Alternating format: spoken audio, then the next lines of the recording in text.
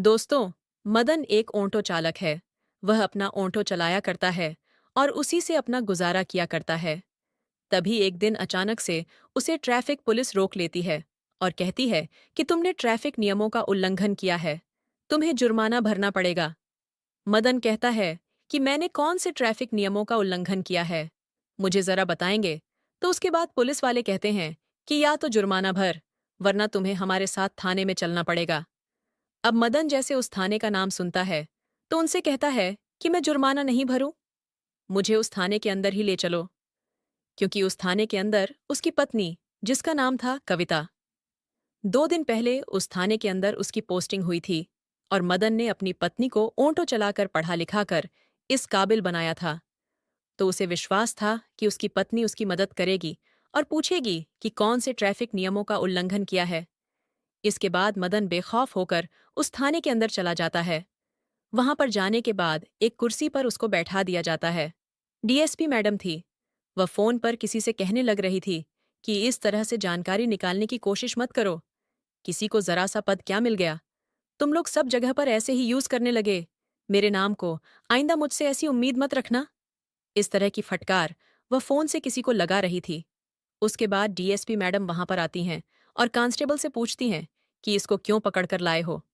उसके बाद कांस्टेबल बताता है कि इसने ट्रैफिक नियमों का उल्लंघन न किया है और यह जुर्माना देने से मना कर रहा है।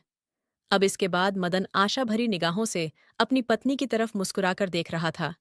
लेकिन तभी उसकी पत्नी कहती है कि अगर यह जुर्माना नहीं दे रहा है तो इसका ऑटो जब्त कर लो, इसको यहां से भगा दो।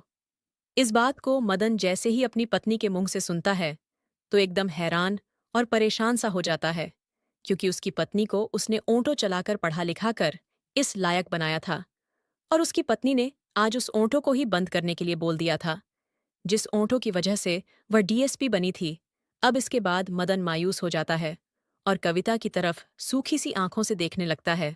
उसके बाद उसकी पत्नी हवलदार से कहती है कि जल्द से जल्द इसे यहां से निकालो और ऑटो को जब्त कर लो। कल आकर ये कोर्ट से छुड़ा लेगा। अब मदन इसके बाद उस थाने से भारी कदमों के साथ, उसकी आंखों में आंसू थे, चेहरे पर मायूसी थी, धीरे धीरे चलकर अपने घर की तरफ जाने लगता है। वह रास्ते में सोचता हुआ जाता है कि जिस दिन कविता को मैंने पढ़ाना लिखा चालू किया था, तो उस दिन तो यह बड़ा कहा करती थी कि इतने में किसी अच्छी सी पोस्ट को हासिल न करूं। उतने दिन ही तो मेहनत कर लो, उसके बाद तुम्हें मेहनत करने की कोई जरूरत नहीं है। मदन के घर में मदन की पत्नी, उनका एक लड़का है जिसकी उम्र 6 साल है। एक मदन की माँ है जो काफी ज्यादा बुजुर्ग हो चली है। अब भारी कदमों के साथ इन सभी बातों के बारे में सोचता हुआ अपने घर पहुंचता है और वहां जा जाकर अपनी माँ को पूरी बात के बारे में बताता है। वह कहता है कि माँ, कविता तो इतना बदल गई है कि उसने मुझे पहचानने तक से इनकार कर दिया और मेरा ऑटो भी जब्त कर लिया, जिस ऑटो को चलाकर मैंने उसे डीएसपी बनाया था। अब इस बात को जैसे उसकी माँ सुनती है तो कहती है कि बेटा, तुम्हें वह दिन तो याद होगा जब कविता की शादी तुम्हारे साथ हुई थी और उसके तीसरे चौथे दिन ही इसने बोल दिया था कि तुम लोगों ने हामी भरी है मुझे पढ़ाने लिखाने की और मेरी पढ़ाई लिखाई का खर्चा तुम्हें उठाना पड़ेगा। उस टाइम पर परिवार की हालत ठीक नहीं थी, लेकिन उस समय भी इसने जबरदस्ती हमसे की थी पढ़ने लिखने के लिए। अब इस बात को सोचकर दोनों माँ बेटे काफी ज्यादा परेशान होते हैं। इधर जो मदन का बेटा था वह अपनी दादी के साथ ज्यादा खेला करता, क्योंकि उसकी माँ को पढ़ाई लिखाई से फुर्सत ही नहीं थी और इसी वजह से वह दादी को सबसे ज्यादा लाड किया करता था। वहीं पर उसके साथ खेला कूदा करता और उसी के साथ ज्यादातर रात को सोया करता। जो कविता थी वह सरकारी क्वार्टर में वहीं पर रहा करती थी जहां पर उसका ऑफिस था, क्योंकि ऑफिस से घर की दूरी काफी ज्यादा थी और उसे वहां पर क्वार्टर मिल हुआ था, तो वह उसी क्वार्टर के अंदर रहा करती थी। अब दूसरा दिन होता है। दूसरे दिन कविता वेट कर रही थी कि वह आएगा और आकर कोर्ट से ऑटो को छुड़ाने के लिए कागज बनवा के लाएगा। उसके बाद कविता इंतजार करती रहती है, लेकिन जो मदन है वह वहां पर नहीं आता है अपने ऑटो को छुड़वाने के लिए। इस बात को देखकर कविता को बड़ा ही गुस्सा आता है और वह गुस्से से भरी हुई सीधा अपने घर जाती है। मदन के पास वहां जाकर देखती है जो उसकी सास है उसके बालों की छंपी कर रही है और मदन वहीं पर नीचे बैठा हुआ है और मदन का बेटा वहां पर खेल रहा है। दोनों का, किसी का भी उस बेटे की तरफ ध्यान नहीं था। वह अच्छी तरह से खेल रहा था। अब इस बात को देखकर वह खामखा ही अपने पति और अपनी सास पर भड़क जाती है। कहती है कि तुम लोगों को बच्चे संभालने भी नहीं आते। इस तरह से बच्चे संभाले जाते हैं। अगर इसको कुछ हो जाएगा तो कौन जिम्मेवार रहेगा? उसके बाद मदन अपनी पत्नी की तरफ देखता है और उससे कहता है कि यह तुम क्या कह रही हो? बच्चे संभालने नहीं आते। अब तक यह जितना भी बड़ा हुआ है, उतना माँ ने ही इसको बड़ा किया है और उन्हें अच्छी तरह से पता है कि बच्चे को किस तरह से संभाला जाता है। तुम इसके बारे में ना ही बोलो तो ही अच्छा है। अब जैसे ही मदन के मुंह से ये बात कविता सुनती है, तो एकदम से उस पर भड़क जाती है और कहती है कि तुम ऑन्टो को लेने के लिए क्यों नहीं आए? मैंने सारा इंतजाम कर दिया था और तुम वहां पर नहीं पहुंचे टाइम पर। अब इस बात को सुनकर मदन कहता है कि तुम्हें इतनी ही पड़ी थी, तो उस दिन थाने में ही ये मना कर दिया होता कि इसके ऊँटों को जब्त न किया जाए और इसने कोई भी गुनाह नहीं किया है और मैंने असलियत में भी कोई गुनाह नहीं किया था। कहीं तुम यह सोचने लगे कि मैं तुम्हारी वर्दी का फायदा उठा रहा था। तुम असलियत को तो निकाल सकती थी, क्योंकि तुम बड़ी अधिकारी हो, तो असलियत तो तुम्हारे सामने आ ही सकती थी। अब इसके बाद कविता उस पर चिल्लाने लगती है और कहती है कि तुम लोग गंवार हो और तुम क्या जानो किस तरह से ड्यूटी की जाती है, और मेरे बच्चे को भी तुम अच्छी तरह से नहीं संभाल सकते। ऐसा कहकर वह अपने बच्चे का हाथ पकड़ती है और उसे लेकर उसके कमरे में चली जाती है। वहां से उसके बच्चे के सारे सामान को पैक करती है और जाते हुए कहती है कि मुझे अब तुम जैसे गंवारों के साथ नहीं रहना, और मैं कहाँ तक अपनी बुद्धि को खराब करूंगी। तुम लोगों से जबान लड़ाकू लोग तो इसी तरह से जबान लड़ाने के लिए यहाँ पर बैठे हो।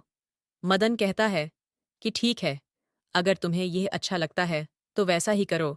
लेकिन उसका जो बेटा था 6 साल का, वह बार बार अपनी दादी की तरफ उंगली कर रहा था और कह रहा था कि दादी, मुझे मम्मी के साथ नहीं जाना, मुझे पापा और तुम्हारे साथ ही रहना है। क्योंकि जो कविता थी, उसने कभी भी अपने बच्चे को लाड प्यार से नहीं रखा था। वह तो केवल पढ़ाई की ओर ध्यान दिया करती थी।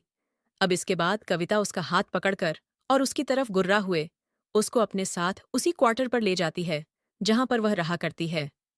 अब इसके बाद कविता लड़ाई करके वहां से चली गई थी। अब जैसे ही ये बात कविता के माता पिता को पता चलती है, तो वह लोग कविता को बहुत खरी खोटी सुनाते हैं और कविता, जो कि अपनी वर्दी के घमंड में थी, वह कहती है कि मुझसे कोई भी नाता रखने की तुम्हें जरूरत नहीं है। अब इस बात को सुनकर जो उसके माँ बाप हैं, वह भी उससे बात करना बिल्कुल बंद कर देते हैं। इधर जो उसका भाई था, वह भी कहता है कि बहन, यह अच्छी बात नहीं है, लेकिन वर्दी के घमंड में वह उसको भी उल्टा सीधा सुना देती है। धीरे धीरे ऐसे ही समय बीतता है। जो कविता है, वह अपने बच्चे को घर पर रखा करती है और एक फुल टाइम मेड उसने रख रखी थी बच्चे की देखभाल करने के लिए। तभी एक दिन दिन के समय जो उसकी मेड थी, वह बच्चे को लेकर मार्केट आई हुई थी और इधर उस लड़के की दादी भी वहां पर आई हुई थी कुछ सामान को खरीदने के लिए। और जैसे ही वह 6 साल का बच्चा अपनी दादी को देखता है, तो अपनी मेड के पास से हटकर सीधा अपनी दादी को जाकर लिपट जाता है। इधर मेड जैसे ही देखती है कि बच्चा कहाँ गया, तो वह उसे इधर उधर ढूंढने लगती है। वह दादी के पास आता है, उसकी आंखों में आंसू थे, और कहता है कि दादी, मुझे तुम्हारे साथ रहना है, मुझे मम्मी के पास नहीं रहना। मम्मी तो एक गंदे से अंकल के साथ रहती है और वह लोग मुझे कभी कभी पीट भी दिया करते हैं। अब जैसे इस बात को उसकी दादी सुनती है, तो वह कहती है कि बेटा, तुम क्या कह रहे हो? मम्मी किस गंदे अंकल के साथ रहती है?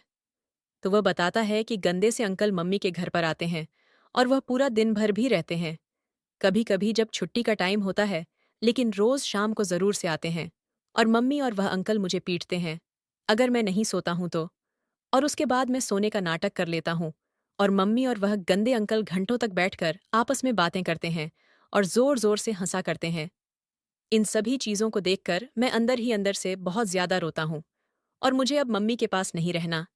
इतनी ही देर में कविता की मेड भी वहां पर आ जाती है और उस बच्चे को उस बूढ़ी महिला से बात करते हुए देख एकदम से उसका हाथ पकड़ लेती है। वह मेड उसे खींचने लगती है, लेकिन वह कहता है कि मुझे मम्मी के पास नहीं रहना, मुझे दादी और पापा के पास रहना है। उसके बाद दादी उस मेड से कहती हैं कि कोई बात नहीं, तू ऐसा कर, जो भी सामान तुझे खरीदना है वह खरीद ले, इतनी देर में इसी के साथ बैठी हुई हूं। अब इसके बाद दादी का भी बहुत ज्यादा मन था कि वह अपने पोते को अपने साथ ले जाए, लेकिन वह मजबूर थी, क्योंकि उस मेड ने उससे कहा था कि मेरी मालकिन ने मुझे सख्त हिदायत दी है कि यह बच्चा उनके पास नहीं जाना चाहिए। अब इस बात को सुनकर वह अपने पोते को समझाती है। कहती है कि बेटा कोई बात नहीं, तुझे अभी अपनी मम्मी के पास ही रहना पड़ेगा और हम लोग किसी दिन आएंगे और तुझे अपने साथ ले जाएंगे। ऐसा कहकर वह उस लड़के को समझाकर उस मेड के साथ भेज देती है और उसके बाद वह अपने घर आ जाती है। उनके दिमाग में यही बातें चल रही थीं जो उस छोटे से बच्चे ने उन्हें बताई थीं कि उसके बेटे की बहू इस तरह का कृत्य भी कर रही है। अब यह बात आकर वह अपने बेटे को बताना तो नहीं चाहती थी, लेकिन मजबूरन उसे बताना पड़ता है। वह अपने बेटे को पूरी कहानी के बारे में बताती है। कहती है कि पोता मिला था और वह ऐसे कह रहा था कि कोई गंदे अंकल है, वह उसे पीटा करते हैं। उसके बाद एक दिन छुट्टी का दिन था और छुट्टी के दिन बिना बताए जो मदन है अपनी माँ के साथ अपनी पत्नी के सरकारी आवास पर पहुंच जाता है। वहां जाने के बाद जैसे ही डोरबेल बजाता है तो अंदर से कविता निकलती है, जो कि अभी नींद में ही थी, और उसने जैसे ही दरवाज़ा खोला तो एकदम से सकपका जाती है। वह एकदम से कहती है कि तुम लोग यहाँ पर क्या कर रहे हो? अब उसकी इस बात को जैसे ही मदन और उसकी माँ सुनते हैं तो मदन की माँ कहती है कि तुम माँ बेटे से, हम माँ बेटे मिलने आ गए। क्यों? हमने कोई गलत किया? अब इस बात को सुनकर जो कविता है वह एकदम से चुपचाप सी खड़ी रह जाती है। इसके बाद मदन उस घर के अंदर घुसता है और वह देखता है कि उसके कमरे के अंदर बेड के ऊपर एक नौजवान लड़का लेटा हुआ है और उनका जो बच्चा है वह दूसरे बेड पर ऐसे ही पड़ा हुआ है। अब इन सभी चीजों को देखने के बाद मदन को बड़ा गुस्सा आता है और वह एकदम से एक जोरदार चांटा अपनी पत्नी को जड़ देते हैं। और जैसे ही कविता के एक चांटा लगता है तो वह व्यक्ति खड़ा होता है और कहता है कि कौन है ये बदतमीज जो यहाँ पर आकर तुझे चांटा मार रहा है। उसके बाद कविता एकदम से उस व्यक्ति से कहती है कि यही तो है मेरा निकम्मा गवार पति। अब इस बात को जैसे मदन सुनता है उसे और भी ज्यादा गुस्सा आता है। गुस्से के मारे उसका शरीर कंपन करने लगता है, लेकिन उसकी माँ ने उसे समझा रखा था कि बेटा इस तरह से नहीं किया करते। ये पहला चांटा तो उसने ऐसे ही मार दिया था, क्योंकि वह भावनाओं में बह गया था। अब इसके बाद वह जाता है और अपने बेटे को अपनी गोद में उठाता है और कहता है कि अच्छा, तो इसीलिए तुम यहाँ पर रहा करती थी। दरअसल दोस्तों, जो और व्यक्ति था, जिस अंकल के बारे में उनका लड़का बात कर रहा था, वह और कोई नहीं, कविता का सीनियर था, जो ट्रेनिंग के दिनों से ही कविता के साथ अवैध प्रेम प्रसंग में था। अब इसके बाद जब सारा भेद खुल ही गया था तो कविता भी कहती है कि चलो ठीक है, यह तो अच्छा हुआ जो तुम लोगों ने आकर अपने आप ही देख लिया। वह कहती है कि मुझे तुम जैसे गंवार से कोई रिश्ता नहीं रखना और आज के बाद मुझे अपनी शक्ल मत दिखाना। इसके बाद मदन अपने बच्चे को लेकर वहां से जाने लगता है। उसकी माँ भी पीछे मुड़कर जाने लगती है। तभी कविता एकदम से मदन को रोकती है और कहती है कि जाते जाते इस काम को और कर जाओ। मैंने डिवोर्स के पेपर पहले ही तैयार कर रखे हैं और इस पर साइन भी कर दो। उसके बाद मदन उन पेपरों पर साइन कर देता है और वहां से अपने बच्चे को लेकर चला जाता है। वह घर जाकर एक कमरे के अंदर बैठे हुए थे। उसने कविता को डिवोर्स दे दिया था। डिवोर्स भी उनका लगभग कंप्लीट ही हो गया था, क्योंकि कविता ने पहले से ही डिवोर्स के पेपर बनवा रखे थे। अब कुछ दिनों तक उनका केस चलेगा और केस चलने के बाद उन दोनों का डिवोर्स हो जाएगा। अब मदन घर के अंदर बैठा है, उधर उसकी माँ बैठी हुई है और वह सोच रही है कि किस तरह से बेटे की गृहस्थ को अच्छी तरह से चलाया जाए। अब उसके बाद मदन की माँ पुरानी संदूक को खोलने लगती है और उसमें ढूंढने लगती है कि शायद ऐसा कुछ मिल जाए जिससे फिलहाल कुछ थोड़ा बहुत काम करने के लिए हमें मदद मिल सके। ढूंढते ढूंढते संदूक के सबसे नीचे उसे एक पेपर मिलता है, एक जमीन का। उसके बाद में उस पेपर को मदन को दिखाते हुए कहती है कि बेटा देखो, यह क्या चीज है। उसके बाद में उसका बेटा उस पेपर को पढ़ता है और उस जगह के बारे में जब पता चलता है तो वह जमीन कई करोड़ रुपए की थी। अब जैसे ही वह जमीन के बारे में उन्हें पता चलता है तो वह लोग उस जमीन को बेचते हैं और उससे करोड़ों रुपए उनको मिल जाते हैं। अब करोड़ों रुपए उनके पास आ गए थे, अच्छा सा घर बनाते हैं। और जो मदन था, मदन पढ़ने में काफी ज्यादा होशियार था, लेकिन अपनी पत्नी की पढ़ाई के लिए उसने अपनी पढ़ाई को दांव पर लगा दिया था। पत्नी की पढ़ाई करवाने के लिए उसने अपनी पढ़ाई को छोड़ दिया था और वह ऑटो चलाकर अपने घर का भरण पोषण किया करता है और अपनी पत्नी को ही पढ़ाया लिखाया करता था। तो वह फैसला करता है कि मैं भी अच्छी तरह से पढ़ाई लिखाई करूंगा और मैं दोबारा से एक अच्छे से मुकाम को हासिल करूंगा। इसके बाद मदन अपनी पढ़ाई को दोबारा से चालू कर लेता है। इधर उसकी जो माँ थी, वह भी घर के अंदर ही अचार और पापड़ बनाने का बिजनेस चालू कर लेती है। और जो उसके पोते की मेड थी, जिसको उसकी पत्नी कविता ने रख रखा था, उसे मेड को बुलाकर उस घर के अंदर उस बिजनेस को अच्छी तरह से चलाने लगती है। धीरे धीरे वह लोग मेहनत करते हैं और मेहनत करते हैं।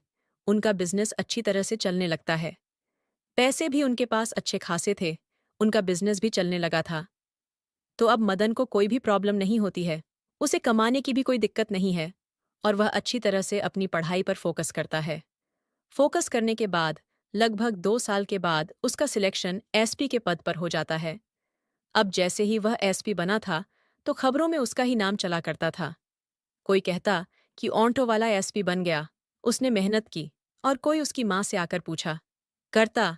बहुत सारे लोग इंटरव्यू लेने के लिए उनके घर पर आया करते और उसका अच्छी तरह से इंटरव्यू लिया करते थे। अब एसएपी बनने के बाद उसी एरिया में अपनी पोस्टिंग करवा लेता है, जहां पर उसकी पत्नी की पोस्टिंग थी, और वहीं पर रहकर अपनी ड्यूटी को करने लगता है।